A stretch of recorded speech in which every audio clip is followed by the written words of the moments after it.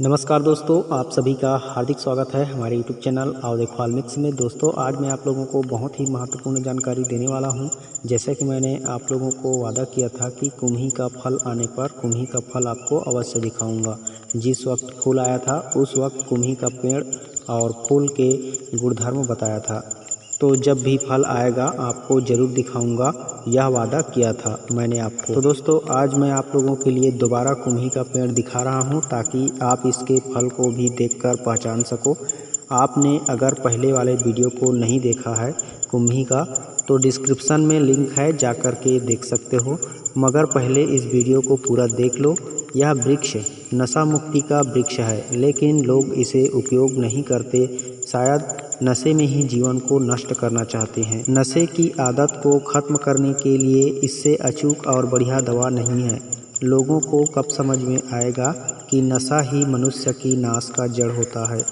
जो नशा करता है वह ना चाहते हुए भी धीरे धीरे नशे की आदी हो जाता है। ऐसा इसलिए होता है दोस्तों, क्योंकि नशे की अधिकता इम्यूनिटी सिस्टम को, शरीर के रोग प्रतिरोधक क्षमता को कमज़ोर करता है। रोगों से लड़ने की शक्ति हमारे शरीर से धीरे धीरे खत्म होने लगती है, और जब रोगों से लड़ने की शक्ति हमारे शरीर से खत्म होने लगती है, तब हमारे शरीर में लालच तीव्र हो जाता है, जिसकी वजह से मनुष्य लालच को नहीं दबा सकता, और वह खट्टे मीठे अच्छे रसदार फलों को नहीं, अच्छे अच्छे व्यंजन, स्वादिष्ट साग सब्जी, हरी हरी को नहीं, इन सब को छोड़कर सिर्फ नशा की ओर दौड़ता है। क्योंकि उसमें लालच को दबाने की और अपनी सोच को ऊपर उठाने की क्षमता नहीं है। उसे वह जानते हुए भी मानता नहीं है, क्योंकि शरीर में इम्यूनिटी लो है। जब रोग प्रतिरोधक क्षमता कम हो जाता है तो मनुष्य का शरीर जो नुकसान पहुंचाता है हमारे शरीर को, उसी को खाने के बारे में ज़्यादा सोचता है। जैसे कि मांस, मछली, तली भुनी बादी चीज़ें, चरपरा और तीखा, इन सब को वह देखकर लार टपकाने लगता है। अगर नशे के टाइम या नशेड़ी को कभी भी स्वादिष्ट व्यंजन या पकवान फल दिया जाए तो वह नहीं खाएगा, या फिर बाद में खाऊंगा, या फिर खाएगा भी तो थोड़ा बहुत खाएगा और ज़्यादा दिल लगाकर नहीं खाएगा। ऐसा हाल हो जाता है नशा करने वालों का। और ऐसा हाल सिर्फ शराब के नशेड़ी को नहीं होता है, अपितु वह सभी नशा करने वालों को होता है जो नशा के रूप में किसी भी चीज़ का सेवन करते हैं, जैसे गुटखा, तंबाकू, बीड़ी, सिगरेट, चरस, गांजा, भांग या अत्यधिक भोजन। याद रखें दोस्तों, अत्यधिक भोजन करना भी सेहत के लिए अच्छा नहीं होता है, एक प्रकार का नशा ही होता है। नशे के हालत में लोग कभी कभी या फिर अच्छे पकवान के स्वाद के लोभ के चक्कर में क्षमता से अधिक खा लेते हैं। इससे भी एक प्रकार का नशा हो जाता है, जिससे बहुत ज़्यादा नींद आती है या फिर नींद ही उड़ जाती है और पेट खराब हो जाता है और काम में मन नहीं लगता है।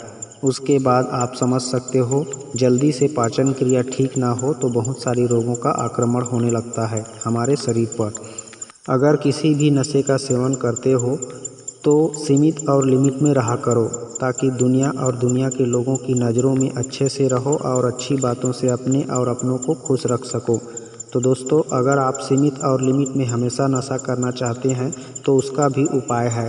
आप जितने में हो उतने में ही रहोगे, नशा उतना में ही रहेगा, आपको उससे ज़्यादा लालच नहीं होगा। सच में यकीन करो, इसके लिए आपको आयुर्वेद अपनाना पड़ेगा, और जिसने आयुर्वेद अपनाया उसे नियम पालन भी करना पड़ेगा, क्योंकि बिना अनुशासन के किसी भी चीज़ का आनंद नहीं लिया जा सकता। अगर आप अनुशासित होकर के अपने अंदर से दृढ़ निश्चय करके, संकल्प करके, खुद से शपथ ग्रहण करें, खुद से वादा करें कि मैं अपना जो डेली रूटीन दिनचर्या बनाऊंगा उसे अपनी जान जिंदगी से ज़्यादा बढ़कर समझकर पालन करूंगा, और सप्ताह में सिर्फ एक बार या माह में एक बार ही नशा करूंगा। ऐसा अगर प्रण ले लिया जाए और दृढ़ संकल्प कर लिया जाए, वह बिल्कुल सीमित में ही रह सकता है। और आज मैं जो फल दिखा रहा हूँ उस फल की एक खुराक अवश्य लिया जाए तो मनुष्य को हमेशा लिमिट में रहने की आदत हो जाएगी, क्योंकि हर मनुष्य को एक लिमिट में नशे की ज़रूरत अवश्य होती है। यह बात आप साइंस की बुक में पढ़ सकते हो और यह सच भी है। इसलिए दिल से संकल्प के साथ एक दृढ़ निश्चय करके, नियम बना करके, बिना नियम तोड़े अगर आप नशे का सेवन करते हो तो आपकी इम्यूनिटी, रोग प्रतिरोधक क्षमता कभी लो नहीं होगी और लिमिट और सीमित में पीने की वजह से समाज में आपका इज्जत भी बना रहेगा। इसके अलावा आपको अगर लिमिट में कोई भी नशा सेवन करते हैं तो आयुर्वेदिक औषधियों का ज़्यादा से ज़्यादा सेवन करते रहना चाहिए, क्योंकि हमारा शरीर प्रकृति के पंच तत्वों से मिलकर बना है और इन्हीं पंच तत्वों से आयुर्वेदिक औषधियाँ पैदा होती है, जो सिर्फ और सिर्फ हमारे सुखमय जीवन के लिए होती है और हमें यह कभी नुकसान नहीं करती हैं अंग्रेजी दवाओं की तरह। अगर आप डेली रूटीन स्वस्थ दिनचर्या बनाना चाहते हैं तो आयुर्वेद के मतानुसार आपको अपनाना चाहिए। वैदिक परंपरा को अपने जीवन का हिस्सा हर किसी को बनाना चाहिए, तभी आप देवताओं की तरह सोम रस का पान कर सकते हो, अन्यथा दारू शराब को ही पीकर अपने और अपने परिवार वालों को बर्बाद कर सकते हो और अंत में नशे की वजह से ही आपकी मृत्यु हो जाएगी। यह 100% सत्य है। जो जैसा रास्ता चुनता है, जो जैसी सोच रखता है, वह उसी की तरह मृत्यु पाता है, बहुत ही भयंकर राक्षसों की तरह, क्योंकि वह राक्षस ही हो जाया रहता है।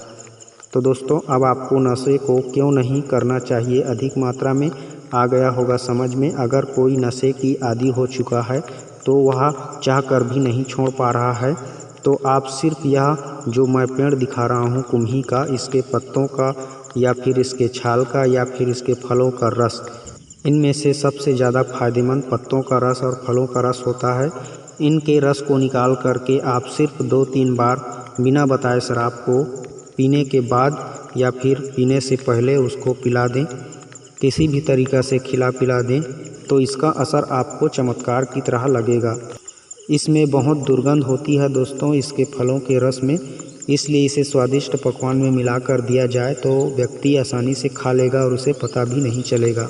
अगर इसका सेवन कोई कर लेता है तो उसे जो शराब पीने की इच्छा होती है वह इच्छा ही ख़त्म हो जाती है।